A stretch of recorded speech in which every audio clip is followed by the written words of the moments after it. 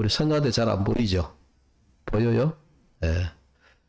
예, 앞에 걸지 않고 이제 바닥에 이제 우리 스탠다로 세워서 했는데, 요 세우는 스탠다, 이거 제가 만들 수도 있는데, 제가 목공 기술 어설을 배워놨잖아요. 근데 제가 만들면 작품이 안 될 것 같아서 제가 못한다 하고, 우리 김희수 장관님한테 부탁을 했는데, 역시 참 예술가답게, 어디도 참사원 한다면 탁 세워보니까 너무 잘 어울리는 거예요. 멋있죠? 아마 이렇게 세워놓은 교회는 우리 한국교회, 우리 교회밖에 없을 겁니다. 예, 우리 수고해 주신 김장훈에게 우리 감사의 박수 드리겠습니다. 할렐루야. 예, 제가 다시 사도행전으로 돌아왔습니다. 지난번 벌써 작년의 일인데 사도행전은 18장까지 제가 말씀을 드리다가 문득 사도행전은 좀 또 마지막까지 강론을 끝내야 되겠다 생각하고 다시 19장으로 이제 돌아왔습니다.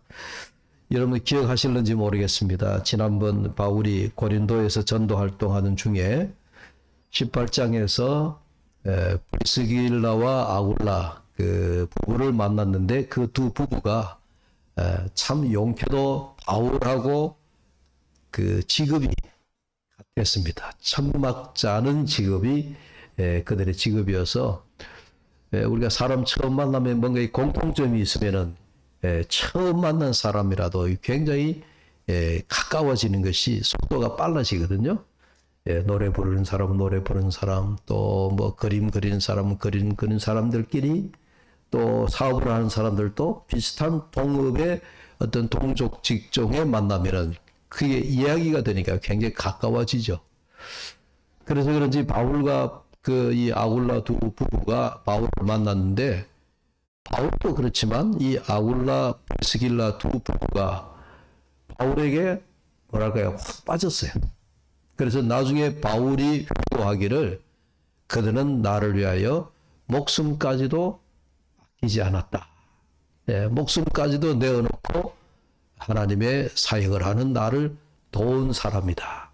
평신도로서 하나님 앞에 달리 복음 전할 수 있는 방법은 없지만 복음 전하는 사람을 도와가지고 그 사람을 열심히 선교 사역을 할 수 있도록 도와준, 그러면 결국은 하나님의 선교 동력자가 되는 것입니다. 그래서 바울이 늘 그의 회고에서 하는 이야기 중에 자주 쓰는 표현이 이 뿐만 아니고 자매 배배, 우리 로마서 16장 끝나는 장에 보면은 많은 사람들을 바울이 회고하면서 나의 동력자다, 나의 동력자다, 나의 동력자다, 이렇게 동력자라고 하는 표현을 많이 쓰고 있습니다. 바울이 이 두 부부를 만나가지고요, 참 뭐랄까요, 도움을 많이 받았고요, 물질적으로 또 함께 또 사역 지역을 옮겨 다니면서 이렇게 바울이 큰 위로가 되어졌다 하는 생각이 듭니다. 저는 바울 사도를 보면서 어제까지 이렇게 묵상하면서 제 마음에 생각하기를, 바울은 하나님 나라 선교 사역을 하는 데 있어서 뭐랄까요, 하나님 나 물질이 없어서 선교를 못 하겠습니다, 그런 어떤 생각은 1도 하지 않은 것 같아요. 바울은 자기가 하나님의 선교를 위해서 전 세계, 그 당시로 말하는 전 세계로 1차, 2차, 3차, 오늘 이제 19장은 3차로 이제 바울이 선교를 출발하는 기점이 되는데, 그렇게 전 세계를 3번 정도를 다니면서도 한 번도 바울이 하나님 앞에 하나님 뭐 내가 물질이 없어서 하나님의 일을 못 하겠습니다, 그런 어떤 구절이나 또 그런 모습은 하나도 보이지 않습니다. 걱정하지 아니하고 하나님의 일을 이 바울 사도는 했다, 이렇게 이제 보여집니다. 간혹 이제 저한테 이제 이런 이야기를, 그러니까 최근에 그런 이야기를 저한테 많이 요구해 왔습니다. 어떤 거냐 하면은, 우리 그 노회 산하에 우리 기관들이 많잖아요. 영아부, 유치부, 그 다음에 아동부, 중고등부, 청년연합회부터 시작해서 이런 교육부서도 있지만, 또 남성교회, 여전도회 연합회, 우리 노회 안에 공식 기관들이 이 산하에 많은 기관들이 있는데 목사님 우리 기관에 좀 일할 수 있는 선교 활동비를 좀 더 많이 주십시오. 제가 드리는 건 아니고요. 누가 드리는 거예요? 우리 노회 예산이 우리 교회도 내지만 경상비 우리 상회비라고 하는 이런 상회비가 있어서 우리 노회 1년의 예산이 노회 차원의 한 4억 정도 되는데 그 4억을 이제 각 기관으로 이제 배분을 해주는데 있어서 뭐 제가 다 하는 건 아니지만 또 회계부가 있고 재정부가 있어서 다 거기서 하는 거지만요. 그럼 회의를 할 때 어느 부서에 중요 부서에 어떻게 선교 헌금을 배정해 줄 것인가 하는 것을 이제 회의를 하는데 회의를 할 때 여러 부서들에서 목사님 우리 부서에 돈 더 주십시오. 더 주십시오. 이제 그렇게 요구하는 게 많아요. 그러면서 우리가 금년에는 이런 그 사업을 해야 되는데 금년에는 우리가 이런 선교를 해야 되는데 돈이 너무 없어요. 예? 우리 회원들이 내는 회비로는 더 부족하고 너무 부족하니까 좀 우리 부서에 많은 예산을 좀 배정해 주십시오 하고 그렇게 요구해 오는 일들이 많더라고요. 이것도 여러분 1년짜리 시한부권이라고 저한테 그렇게 전화를 하는 거죠.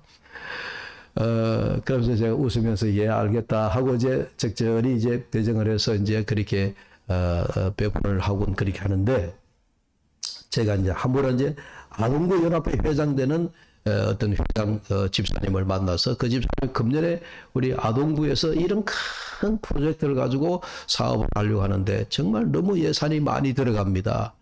예산이 너무 부족합니다. 그래서 그렇게 내가 줄 수 있으면 내 주문이라도 들어서 참 너무 좋겠는데 내가 할 수 있는 건 없고 그러나 기도합시다. 기도하는데 내가 꼭 한마디 해드릴 말은 있습니다. 뜻을 가지고 하나님의 일을 하려고 그러면 돈은 예산은 그 다음 문제입니다.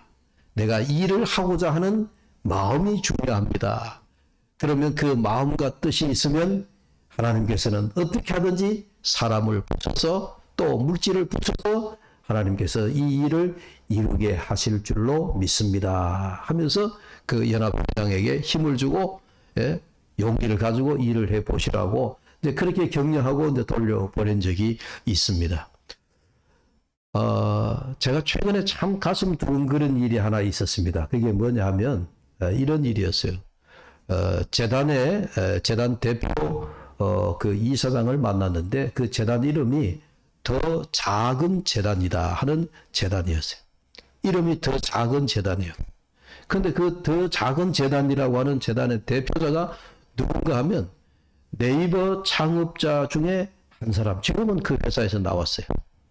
오승환이라고 하는 대표자인데 이 사람이 대학을 졸업해서 삼성 SDS에 들어가서 컴퓨터와 관련된 그런 프로그램으로 일을 하다가 거기서 한 7년쯤 일을 하다가 나와서 거기에 자기 동료들과 몇 사람이 모여서 만든 회사가 우리가 지금 너무나 잘 알고 있는 네이버라고 하는 회사예요. 그래서 몇 사람이 모여가지고 네이버를 창업해가지고 일을 시작했는데 여러분 알다시피 지금 네이버가 우리나라의 엄청난 뭐랄까요 인터넷에 관련된 우리나라의 최고의 기업이 됐잖아요. 지금은 사원의 수만 하더라도 3,000명이 넘는 어마어마한 거대한 그런 기업이 됐습니다.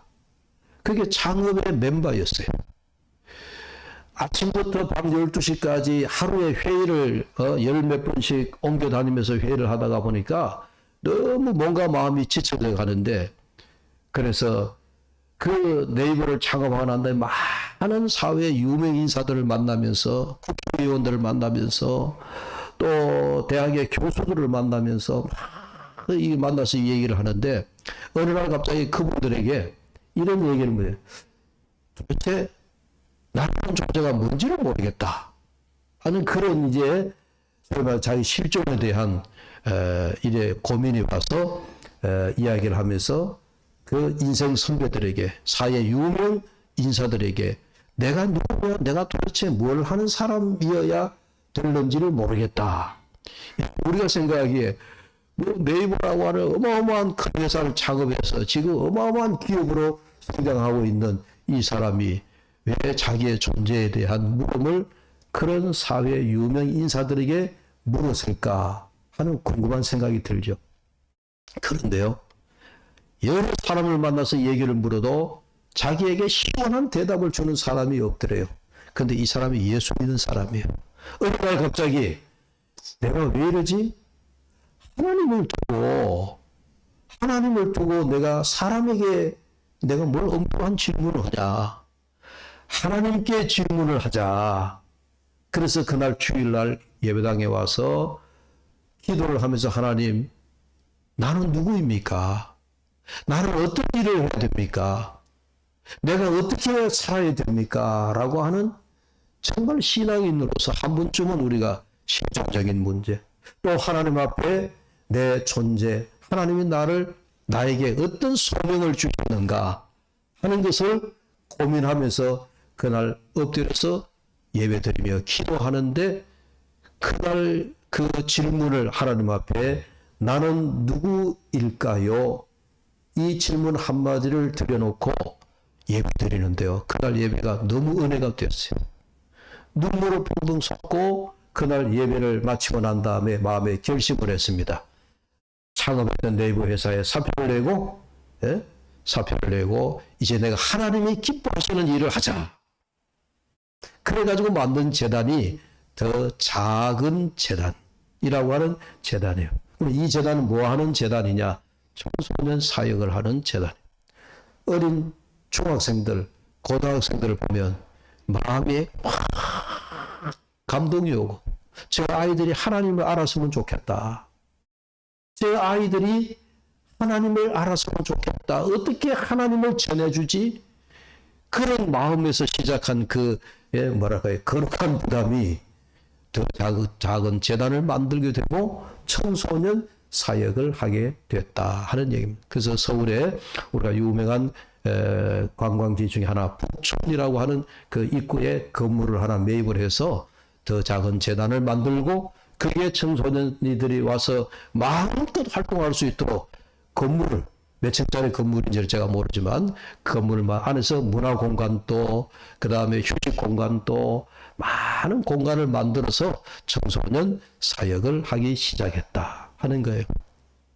그런데 제가 그 이야기를 들으면서 거기에 이 더 작은 재단에서 학교에 근무하고 있는 그러니까 우리 기독교사들이 1년에 한 번씩 이 더 작은 재단에서 초대를 해서 교사들 세미나를 한다. 워크숍을 한다. 이름하여 좋은 교사가 되기 위해서 우리 기독교사들이 학원 현장에서 어떻게 안 믿는 아이들에게 기독교사로서 좋은 교사가 될 수 있느냐 하는 그런 제목은 타이틀은 좋은 교사 되기 위함이라고 하는 것으로 해서 교사들에게 이렇게 이제 워크 세미나 그거는 다 무료로 다 해주는 거예요.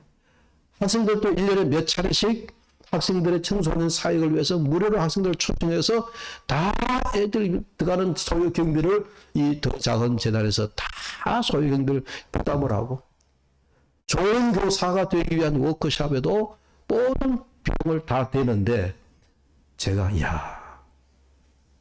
우리 중학교나 우리 중고등부 아이들이 있으면 그게 보내고 싶어요. 그래서 신학기가 되면 이제 수요일 우리 영남학교에 기독 학생 예배를 드릴 때 이 십자가를 전에는 예배 드릴 때 지금 15년 동안 십자가 아이들한테 한 번도 보여주지 못했어요. 예배 시간은 우리만 봤는데 왜냐면 늘 이거 걸어야 되니까.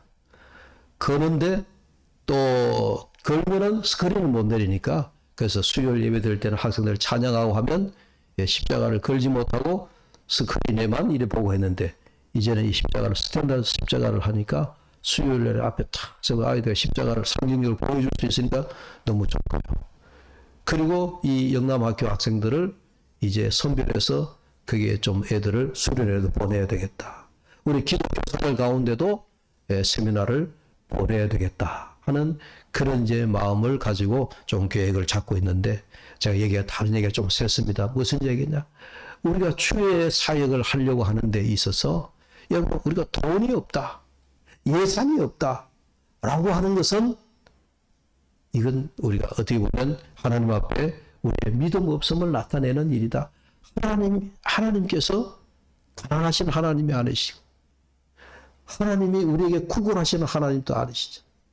우리가 계획을 가지고 우리가 어떤 선교 사역을 해야 되겠다라고 하면 하나님께서 일하시는 분이신데 사람도 붙이시고, 여기 보십시오. 바울에게 지금 이 사도행전 18장에서 브리스가와 아굴라를 붙여서 그 이후에 바울이 선교 사역을 하는데 얼마나 큰 힘이 되게 하는지 모릅니다. 때로는 하나님께서 우리가 주의 일을 하고자 할 때에 사람도 붙이신다는 거예요. 그뿐만 아니라 필요할 때는 하나님께서 거기에 물질을 하나님이 쏟아 부으신다는 거예요. 우리가 일을 안 하고 있어서 그렇죠. 우리가 일을 하고자 하면 일하시는 하나님께서 사람도 물질도 다 만들어 주신다. 그 얘기를 하고 싶은 거예요. 할렐루야.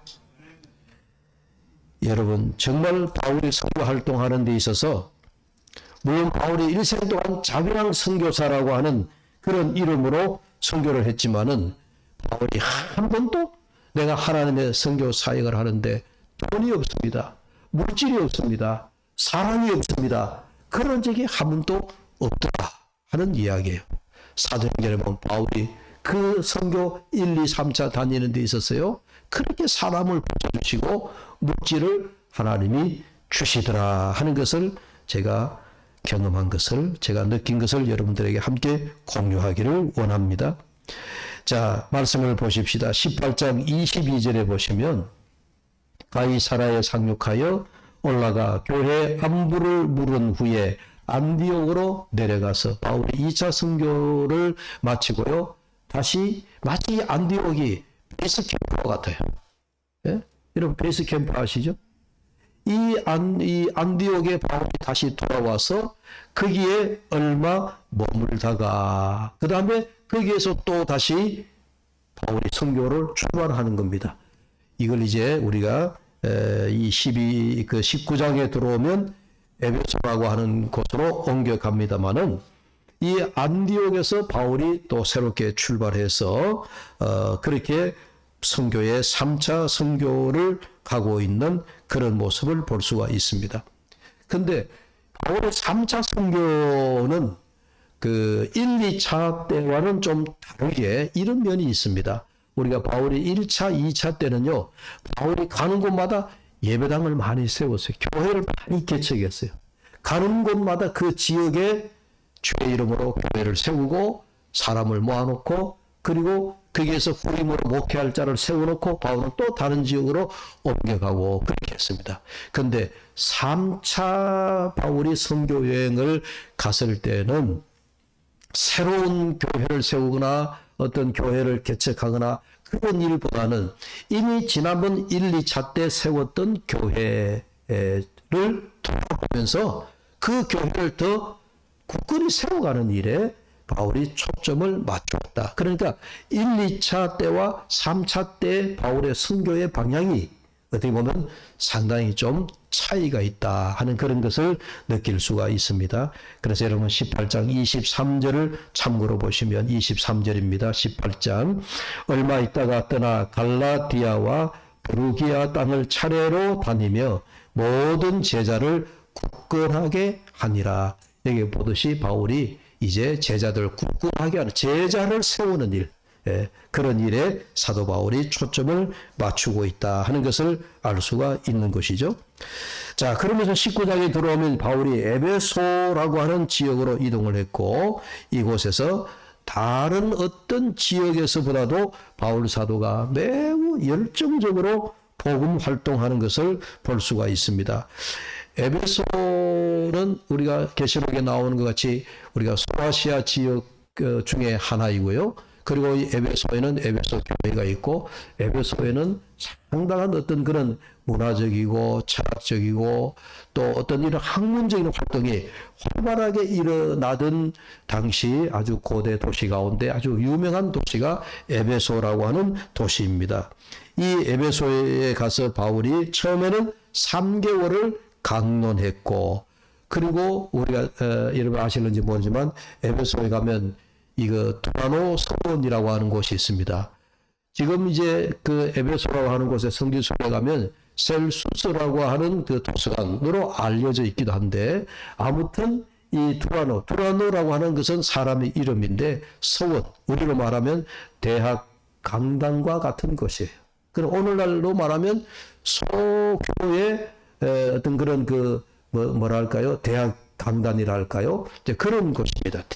많은 도서를 비치하고 있고, 그리고 그곳에서 날마다 사람들이 모여서 서로 이제 철학적인 학문을 서로 교류하고, 신학문이 있으면 거기서 발표를 하고 하는 그런 곳이 바로 두라노 서원이었습니다. 여기에서 바울이 2년 동안 하나님의 말씀을 강론했다 하는 것이 오늘 19장 9절에 나타나고 있습니다.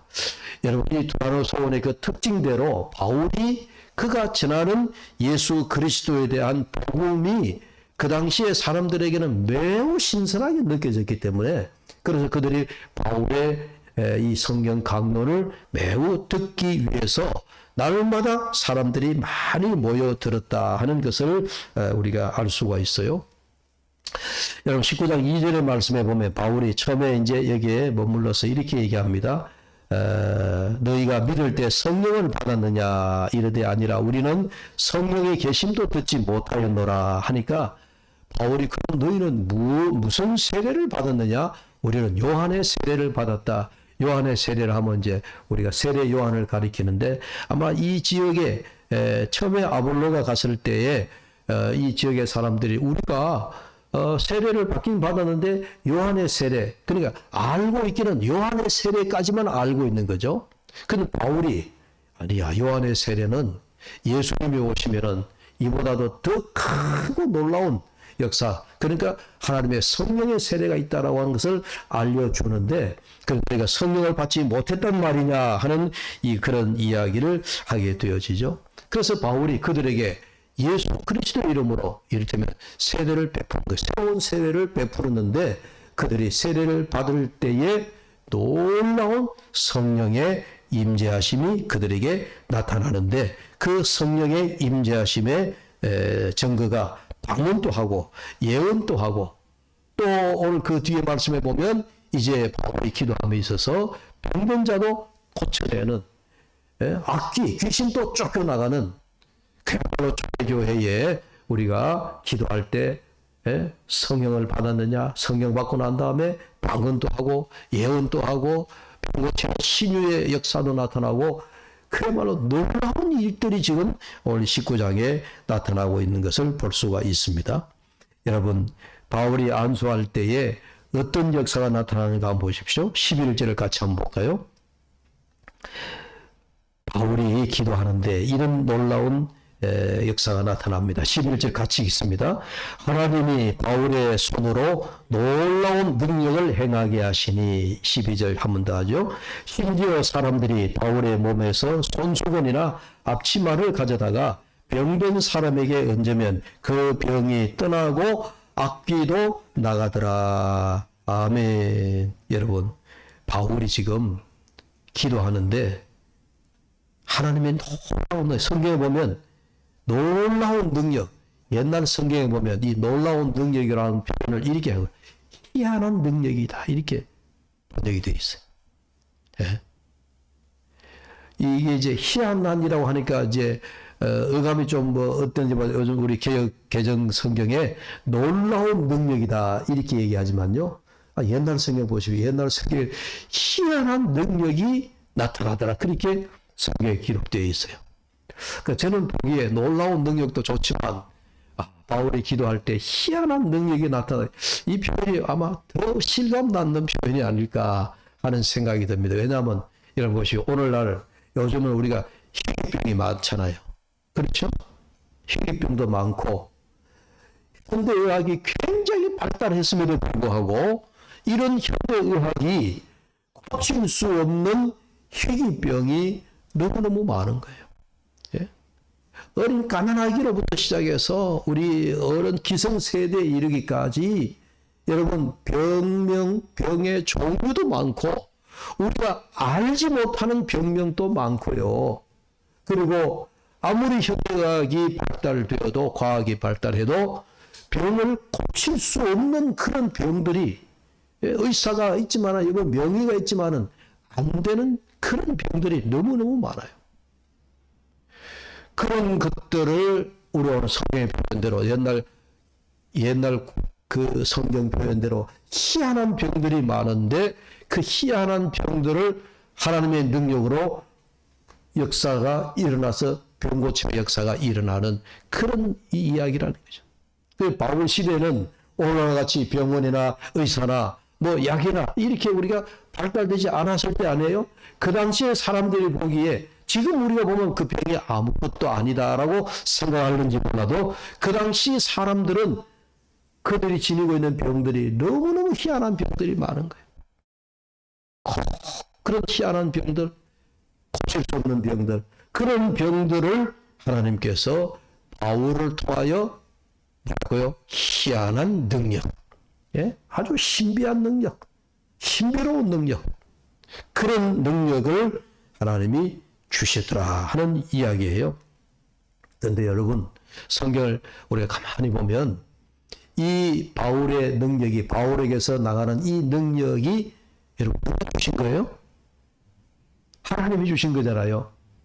바울이 행했지만은 바울이 행한 게 아니고 하나님이 행하시더라. 11절 다시 보십시오.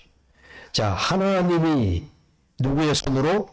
바울의 손으로 놀라운 능력을 행하게 하시더라.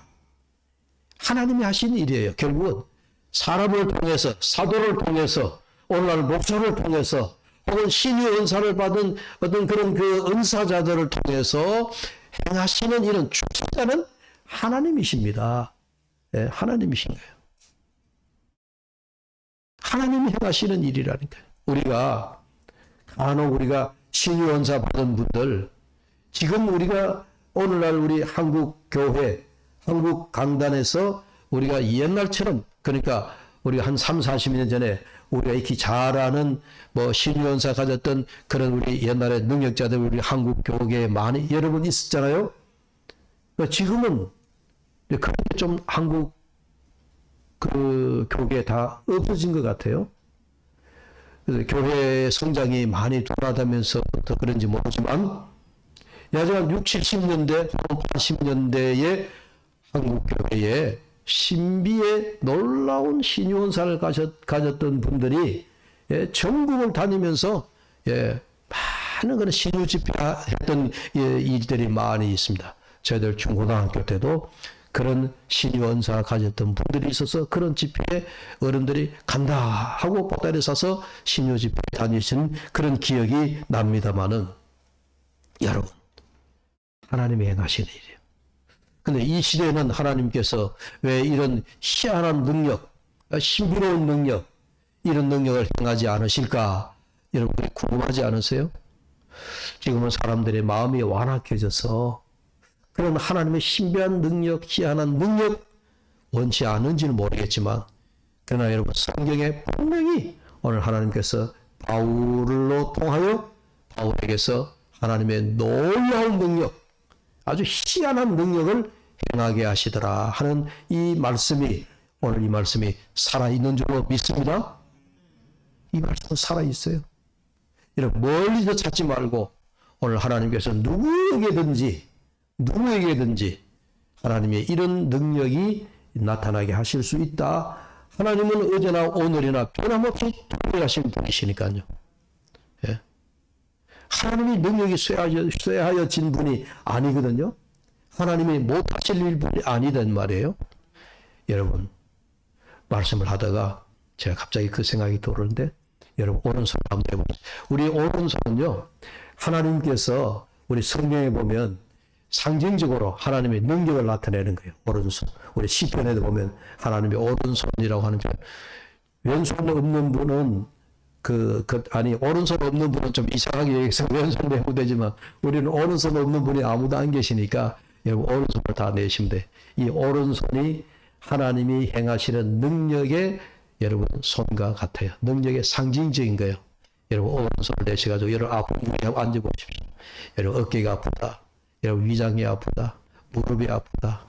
여러분들이 무엇은 당뇨가 있다. 안 그러면 여러분들이 어떤 뭐 고혈압이 있다? 여러분 오른손 여러분 아픈 부위에 손을 얹으십시오.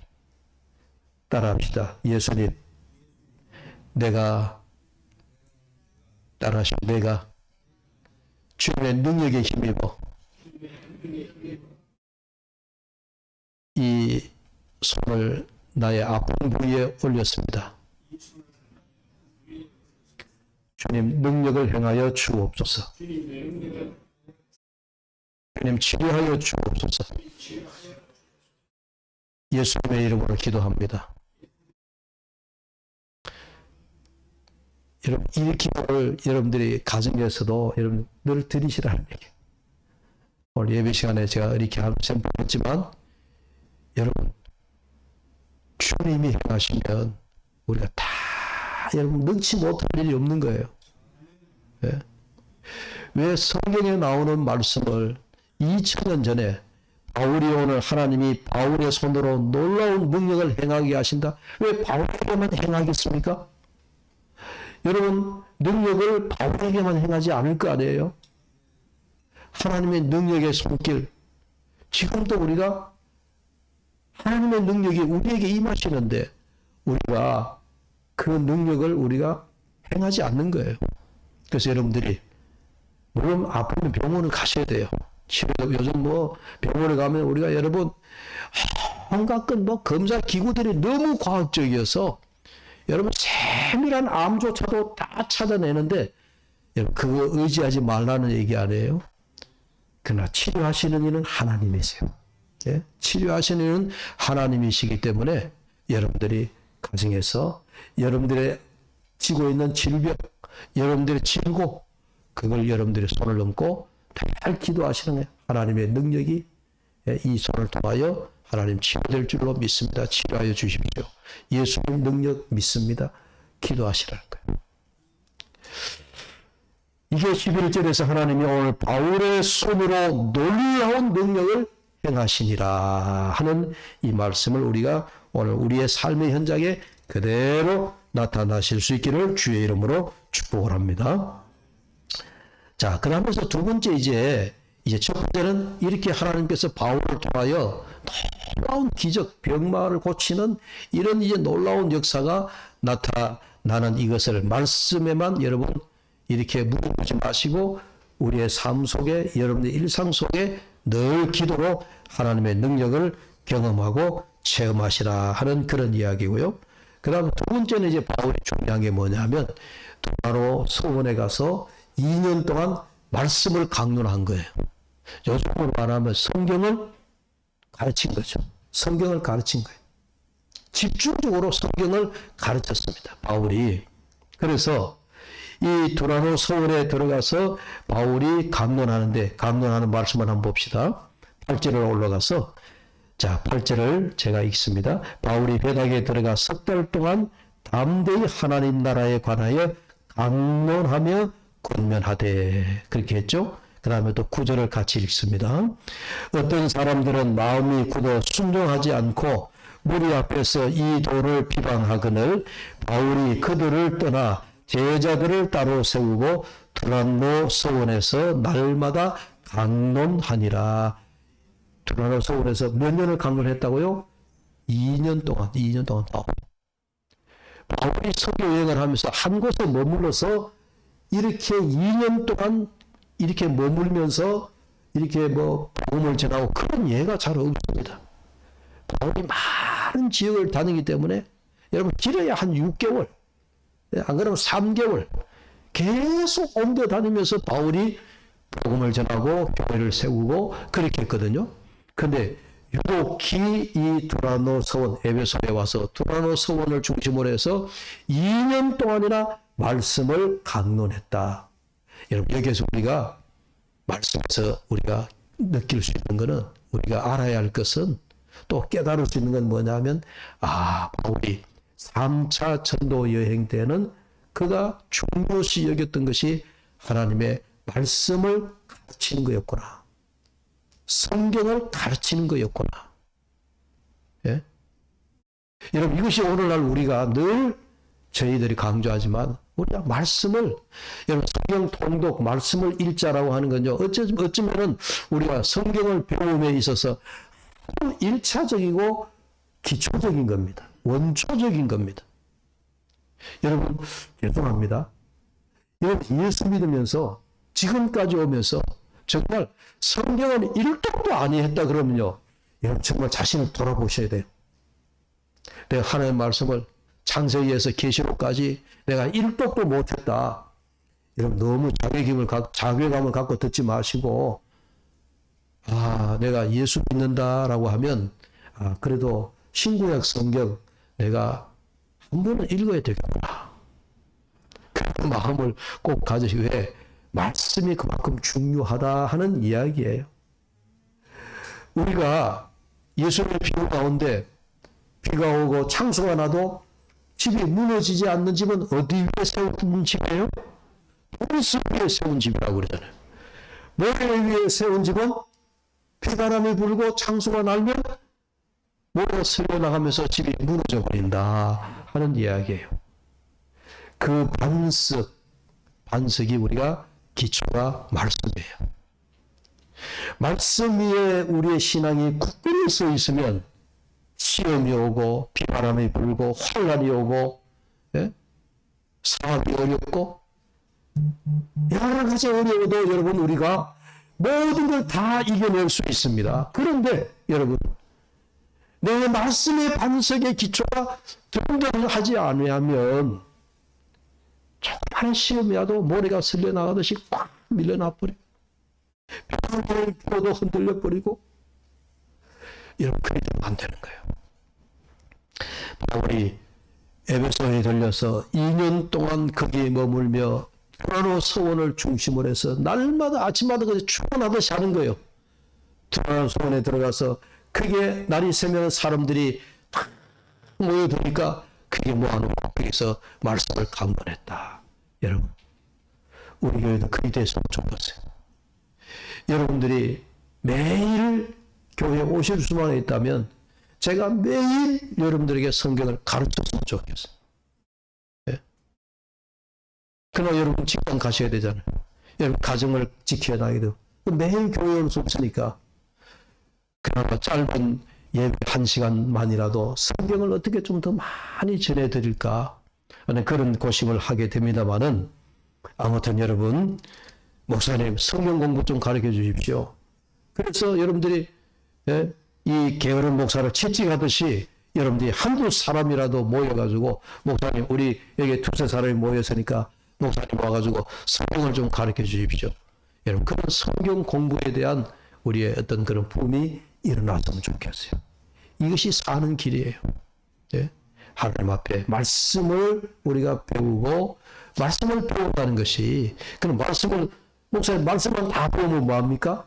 아니, 말씀을 배우고 나면 그 다음에 또 여러분 우리에게 또 눈이 열리기 시작한다니까요.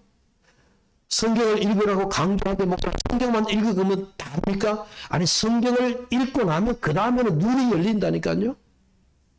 그러면 그 다음에 내가 어떻게 살아야 되느냐 하는 게 우리가 길이 보이고 다 눈이 열려지게 된다는 얘기예요.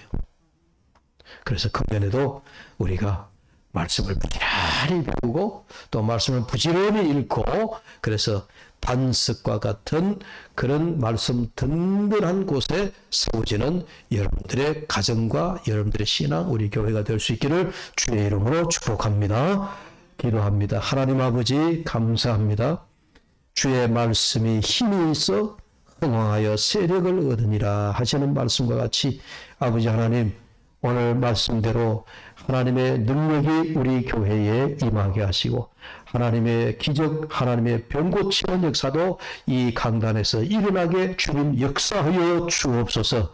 성경 속에 묻혀있는 말씀만 되지 말게 하시고, 이 말씀의 능력이, 하나님의 놀라운 기적의 능력이 우리 재단에서 또 우리 성도들에게서 우리 모든 자들에서 나타나 하나님의 살아계심을 우리가 입술로 증거하고 또 기적을 사방만방의 복음 전도로 아버지 사용되게 하여 주옵소서. 말씀 위에 든든히 서기를 원합니다. 아버지 하나님, 오늘도 이 말씀이 나와 내 가정, 우리 교회, 이 민족 이 나라를 살리는 것을 알고 말씀 위에 세워지는 든든한 우리 교회가 되게 하여 주옵소서.